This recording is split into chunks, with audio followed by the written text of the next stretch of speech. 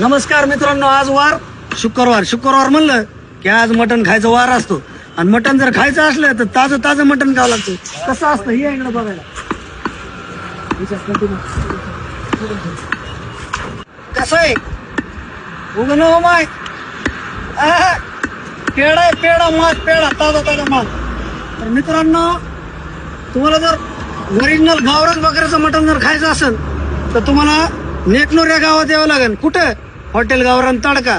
Hotel गावरान तडका ना अंग अंग फडका. उगाच म्हणत नाही.